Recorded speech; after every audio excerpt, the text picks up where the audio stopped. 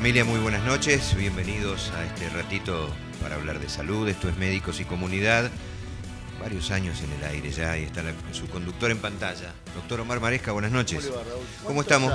Estaba aire? haciendo memoria, no me pongan ese compromiso. Yo, Si afinamos llegamos, pero no, ahora... pero no lo pongo en el compromiso, pero le digo, Ramos Mejía, juntamente con el Colegio de Médicos Distrito 3. Sí, con un tal Esquinazzi, dice usted. Me parece, Esquinazzi. Esquinazzi era. Esquinazzi, Sí, el doctor Mauricio. Bueno, hace tiempo que estamos y es un más de una placer. década seguro. ¿Cómo? Más de una década. Y seguro estamos pisando la década, mire usted. Estamos pisando no daban un peso por nosotros. Y aquí es estamos. El programa del Colegio Médico Distrito 4, ese es San Martín, el doctor Maresca quien lo lleva adelante. Es Médicos y Comunidad, ese es el espectro que tocamos. Allí en pantalla hay teléfonos, hay página web, hay muchas maneras de contactarse, hay una posibilidad a través de un WhatsApp también. Sepa que estamos dispuestos también a que pueda recorrer algunos espacios en nuestro canal en YouTube, allí Médicos y Comunidad también. Las buenas noches también por lo que quedó pendiente después de haberla escuchado de los trastornos de ansiedad. Repasamos ataques de pánico, tan comunes todos, le llamamos, tiene ataque de pánico. Desmistificamos esto, hablamos de agorafobia, de la ansiedad. Bueno, hoy vamos por otro camino, ya lo presenta Omar. La bienvenida a Mariana Tucci, especialista en psiquiatría, médica de planta del generoso Hospital Público. Siempre son generosos, el Hospital Intersonal General de Agudos. Hola Mariana, buenas noches. Hola, buenas noches. Gracias por ¿Cómo quedarte. estás, Mariana? ¿Bien? Bien, muy bien. Bueno, ahora vamos a tocar otro tema. El programa anterior tocamos trastornos de la ansiedad. Hoy vamos a tocar trastornos depresivos. Ahora, la pregunta es, ¿yo puedo tener un síntoma depresivo o puedo tener una enfermedad? Pues por lo general puedo estar deprimido. Ahora, de ahí una enfermedad, ¿cuánto hay, no? Claro, porque muchas veces se usa la misma palabra depresión para definir lo que es el síntoma, como estar deprimido, o lo que es la depresión, enfermedad o trastorno depresivo, ¿no? Claro. Hay muchas situaciones en las que es esperable sentirse deprimido. Por ejemplo, la pérdida de un ser querido, una situación de duelo, la pérdida de un trabajo, ruptura con una pareja. Son situaciones vitales que todos pasamos alguna vez y no sería lógico que estemos por la vida así como si nada, ¿no? Lo esperable es que uno se sienta deprimido. Una reacción ante un cuadro de ese tipo. Claro, pero cuando se habla de trastorno depresivo, en primer lugar, no necesariamente hay un factor desencadenante claro, ¿no? Podríamos diferenciar las depresiones que pueden ser endógenas o exógenas.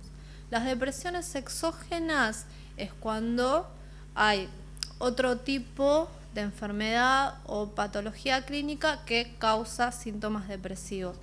Un ejemplo muy común es el hipotiroidismo. O sea que el hipotiroidismo va asociado a cuadros de tipo depresivo. En realidad se ven síntomas depresivos, pero no estaríamos hablando de un trastorno depresivo. Claro. En realidad el tratamiento si yo le mejoro con hormona tiroidea... Claro, la depresión tendría que desaparecer, ¿no? Claro. Entonces en ese caso son las depresiones de causa exógena, que son las que los psiquiatras justamente no tratamos. Claro. ¿No? La más frecuente que ves como depresión exógena es el hipotiroidismo. El hipotiroidismo es muy frecuente. Habitualmente lo que yo veo son pacientes que tienen hipotiroidismo y que cuando se corrige la causa del hipotiroidismo, los síntomas depresivos siguen estando. Siguen estando. Ah, mirá vos. Pero bueno, igualmente siempre hay que descartar la causa clínica. Claro, pero si vos decís es exógeno, yo le mejoro la patología, la enfermedad que lo provoca y siguen estando. O sea que hay algo de endógeno. Claro. Muchas veces también, o sea, tener una patología, por eso no quiere decir que uno no pueda tener otra cosa, ¿no? Una depresión en paralelo. Yo creí que mejoraban porque por lo general tienen duermen mucho, están decaídos, tienen aletargamiento, y eso se asocia uno con... Claro, esas son las causas de hipotiroidismo. Lo que pasa es que en el trastorno depresivo, por ahí después puedo hablar un poco más de los síntomas, también uno de los síntomas clave es la tristeza y la angustia, que en general son una de las principales causas de consulta. Y en general esos no se ven en otro tipo de patologías cuando son Volvamos clínicas. a la endógena, claro, que es lo que planteaste de entrada. ¿La depresión endógena tiene alguna causa genética en algunos casos? Sí. Como en casi todas las patologías psiquiátricas, las causas, o sea, no está bien definida, pero hay causas genéticas, las causas sociales y siempre factores que pueden actuar como desencadenante. Y lo que dijiste anteriormente, que viene con angustia y tristeza. Claro, sí. Esa mezcla, no es el término adecuado, estos dos síntomas, angustia y tristeza, es muy común en la depresión. Sí, en realidad el síntoma clave en la depresión, para hablar de trastorno depresivo, es lo que se llama humor depresivo. Ajá. Cuando uno habla de humor, es diferente lo que es una emoción o lo que es un sentimiento, que es algo en corto plazo, que incluso en un día uno puede tener diferentes emociones o sentir diferentes cosas, ¿no? Como el estado de las redes sociales, me siento feliz, por ejemplo. Es una buena definición, las caritas. Claro, pero o sea, el humor es algo que perdura más en el tiempo. Entonces el humor depresivo, o para hablar de un trastorno depresivo, el paciente se siente triste o angustiado o deprimido la mayor parte del día, la mayor parte de los días, por un periodo de 2 meses o más. Ajá. Eso es. O sea que el periodo de 2 meses o más también importa, y la mayor cantidad de días durante esos 2 meses. Claro. Ahí vos podés hacer una definición de cuadro depresivo. De lo que se conoce como trastorno depresivo mayor. Ajá, el trastorno depresivo mayor. Claro, el trastorno depresivo mayor, que va de leve, moderado y grave. A veces uno dice trastorno depresivo mayor y parece como re grave. Claro, no, porque al decir trastorno depresivo mayor, el contexto en que lo decís mayor es mucho, es grave. Claro. Ya es grave claro, por sí, ¿no? Pero hay también formas. hay formas leves, que incluso las formas leves muchas veces el tratamiento no es necesariamente farmacológico. A veces cambiando la vida, algo que por ahí se decía mucho los médicos antiguos, que uno mejorar la alimentación, bajar el estrés, hacer actividad física, parece como que como que era algo medio del pasado, ¿no? Pero hoy en día como que se está volviendo mucho a eso. Hay una tendencia de la gente a tener una calidad de vida mejor. Muchas veces cambiando este tipo de hábitos, o el hacer deporte o hacer actividad física que genera endorfinas, entonces Claro, a veces la esto liberación hace de endorfinas. que lo que es un trastorno depresivo mayor leve no requiera un tratamiento farmacológico. Y en la consulta, en primer lugar vienen los trastornos de ansiedad, y segundo vendrán los depresivos, o en cantidad de consultas que tenés. Claro. Por eso también es esta definición, que es según el grado. Claro. Por ejemplo, si es un trastorno depresivo mayor grave, muchas veces el paciente es traído por un familiar, Claro. o es derivado de la guardia, ¿no? O sea, uno de los extremos, un trastorno depresivo mayor, es la ideación suicida. Entonces, Claro. un paciente con ideación suicida o con un intento de suicidio, o sea, siempre va a ser llevado a la guardia y siempre se lo va a derivar a tratamiento. Esos son los casos en los que es, o sea, necesario un tratamiento farmacológico. Y en los chicos que hoy se ven, personas adolescentes que se suicidan así, ¿son por cuadros depresivos mayores, o hay alguna otra circunstancia que lleva a eso?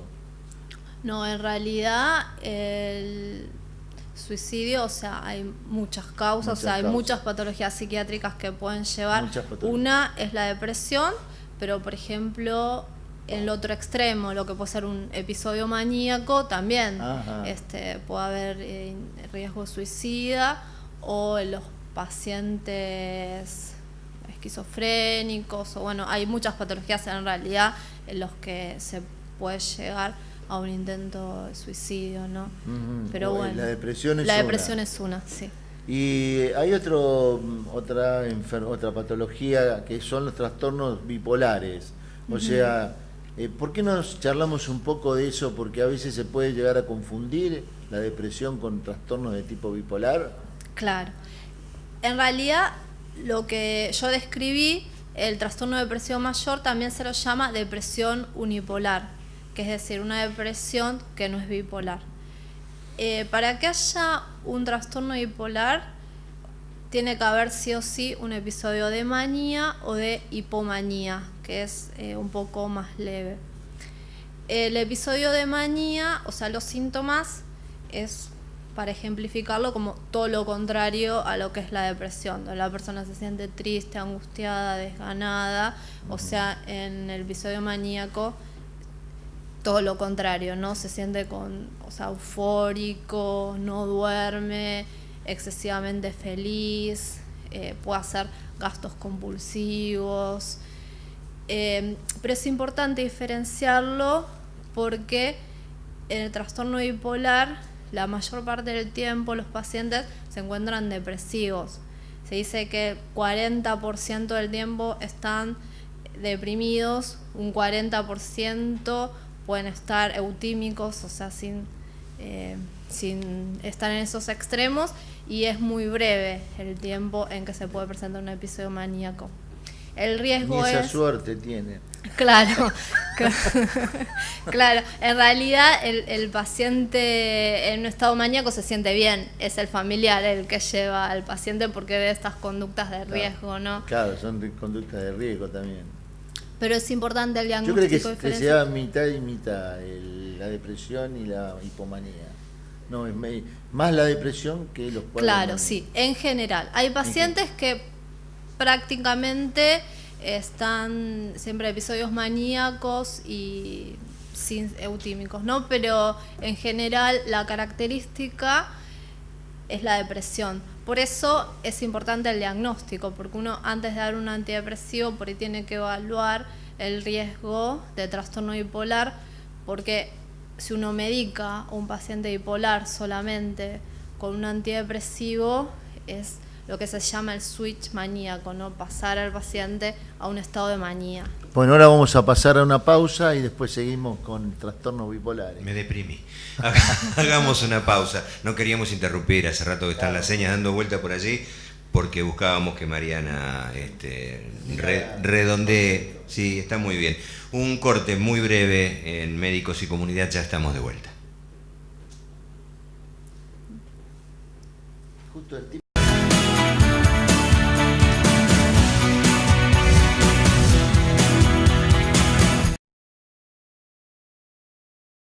No hace falta que repase, pero está el 4489-3154, tiene líneas rotativas, la posibilidad de contactarnos a través de una pregunta. Son mensajes grabados, el programa está grabado, tiene un contestador que dura 1 minuto, digo, porque a veces se interrumpe alguna inquietud que pueda generar, tanto aquella vez que hablamos de los trastornos de ansiedad y ahora de lo depresivo. En los cortes contábamos cómo repercute esto en casa. Omar, por favor, último bloque. Siguiendo con los trastornos bipolares, ¿qué tipo de terapéutica tienen, Mariana? Los trastornos bipolares, sí, básicamente el tratamiento son los estabilizadores del ánimo, el tratamiento base, pero también a veces se medica según la fase en la que está el paciente. O sea, no es que está, por decirlo así, prohibido usar un antidepresivo en un paciente bipolar si está deprimido. Lo que pasa es que uno no lo usaría como monoterapia. En general va acompañado con un estabilizador del ánimo. Claro, pues si la mayor parte del tiempo está deprimido. Claro, se usan bastante. Que combinar la medicación. Claro, sí. Bueno, cambiando de tema, ¿qué son las distimias? Bueno, la distimia es un tipo de trastorno depresivo, pero como con síntomas bastante más leves que lo que es el trastorno depresivo mayor. Pero la característica es que es algo más prolongado en el tiempo. Es como prácticamente podría decirse que es como una característica ya de la persona, ¿no? Esta persona que es un poco pesimista, por que ve todo negativo, que ve todo negativo, que está poco triste, pero tampoco sigue con su vida, pero esto o sea, se prolonga mucho más en el tiempo que los que son los trastornos depresivos. Ajá. Y los trastornos adaptativos, o sea, porque vos planteaste que una persona puede tener la muerte de un familiar o tener un accidente o perder un trabajo, lo que fuere, y obviamente tiene una depresión reactiva ante un hecho determinado. Estos trastornos adaptativos, ¿qué significan dentro de la depresión? Claro. Los trastornos adaptativos, como me planteabas, cuando hay una crisis vital, bueno, uno tiende a en algún momento poder manifestarse o triste o con algún nivel de ansiedad, pero se va adaptando a esta nueva circunstancia. En los trastornos adaptativos hay una dificultad del paciente de poder adaptarse a estos cambios, y las formas que se puede presentar es tanto con síntomas de ansiedad como con síntomas depresivos. Uh-huh. A veces la sintomatología puede ser muy parecida. Uno evalúa al paciente, por ejemplo, hablando de la depresión, con síntomas que pueden ser características de una depresión, pero la diferencia es que cuando uno habla con el paciente, entonces hay un factor desencadenante que es claro, que es lo que no se ve en los trastornos depresivos. ¿Y esos pacientes qué tipo de tratamiento requieren? ¿Psicoanálisis? Bueno, también es según los síntomas. Hay que evaluar si es con síntomas de ansiedad o con síntomas depresivos, pero el tratamiento es similar. Con antidepresivos puede ser necesario también el uso de ansiolíticos, y siempre las terapias psicológicas también acompañan. Hoy por hoy se ve que las adicciones han traído una complejidad para los psiquiatras importante, para la sociedad en general y para los psiquiatras en particular, porque los trastornos de los chicos adictos, que son múltiples, y me gustaría que charlemos un poquito de ese tema, a veces son de difícil terapéutica, no solo por la medicación que tienen que recibir, sino por el contexto en el que viven, ¿no? ¿Podemos charlar un poquito de eso? Bueno. Así que, ¿cómo con un chico adicto, qué es lo que frecuentemente ves y cómo lo encarás? Claro. Yo en general trabajo con pacientes adultos o saliendo de la adolescencia, ¿no? Sí. Por ahí voy a hablar más de ese tipo de pacientes como mi práctica. En realidad, también con respecto a las adicciones, lo que hay que tener en cuenta que el paciente no va a presentar solo la adicción muchas veces, sino que es lo que se llaman patologías duales, que hay una patología psiquiátrica de base que pueden ser diversas. Por ejemplo, incluso algunas de las que hablamos, depresiones, trastornos de ansiedad y a su vez algún problema con las adicciones. Uh-huh. Se llama patologías duales porque son dos patologías al mismo tiempo. No quiere decir necesariamente que una haya llevado a la otra, o puede ser que sí. Muchas veces, por ejemplo, sentirse angustiado, frustrado, triste, puede ser que según las herramientas sociales que uno haya tenido o la educación, por ahí en vez de buscar una ayuda psicológica,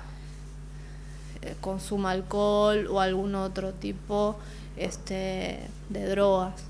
Uh-huh. O sea que esto que se está viendo en la actualidad complejiza a la vez el tipo de medicación que vos le das, porque por ejemplo vos tenés que tratar de prevenir, o sea, evitar el consumo. Muchas veces no se puede lograr, pero a la vez lo tenés que medicar. Claro. Entonces ahí yo a veces visualizo que al psiquiatra en ese contexto le complica mucho, porque también vamos a suponer que es un adicto severo, que lo tenés que medicar y que tenés que llamar a un grupo familiar que tiene una conflictiva enorme. Entonces ese es el punto que vos te tenés que manejar, que a veces lo podés tener en consultorio, no sabés si a veces lo tenés que derivar a internar, así. Eso lo ves frecuentemente en el Eva Perón, que tienen guardia de psiquiatría, ¿verdad? Claro, sí. Y, o sea, igualmente hay centros que son especializados con especialistas que son psiquiatras que se especializan en todo lo que es el tema de las adicciones, ¿no?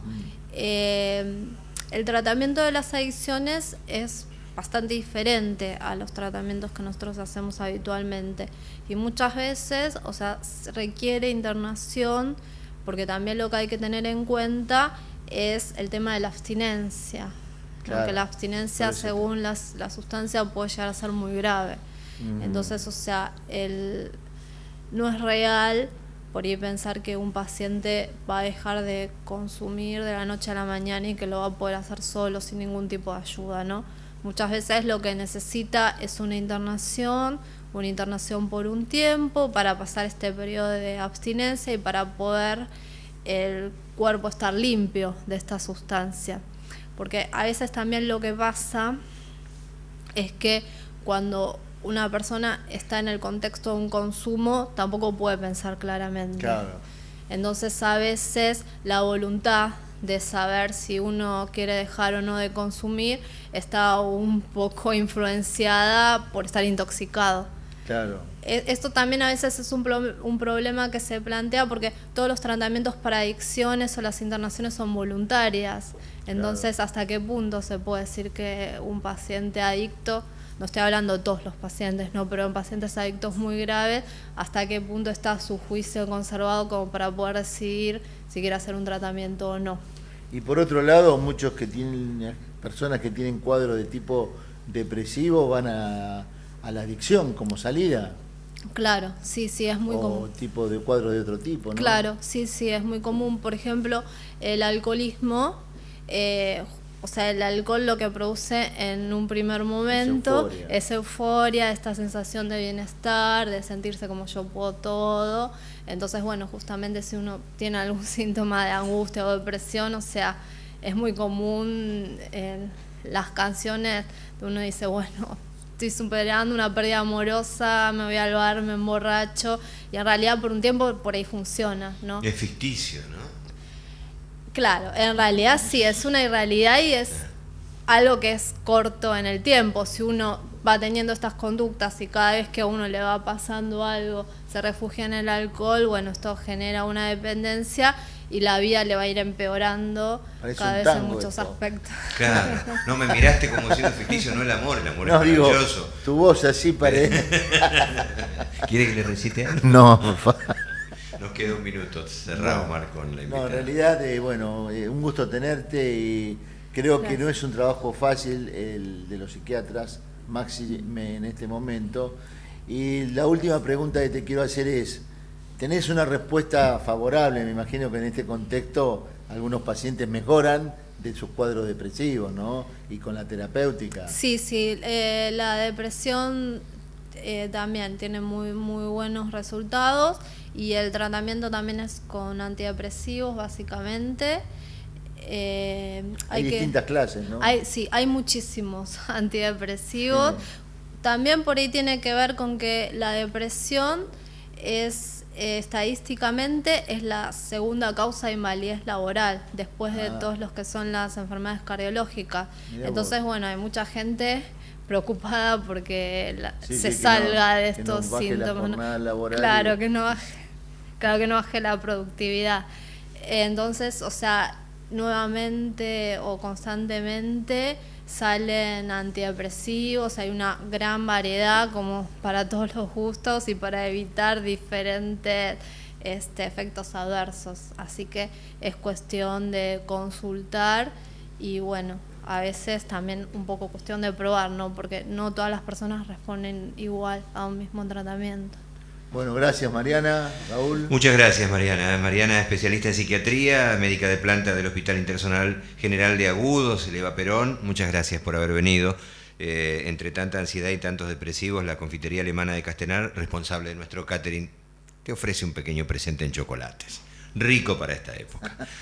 Como para decirte gracias. Mariana, muy amable. Doctor, cierra usted, nos encontramos la semana que viene. La semana que Nos viene. quedamos sin tiempo y eso está bárbaro. Familia, muchas gracias. Hasta la próxima.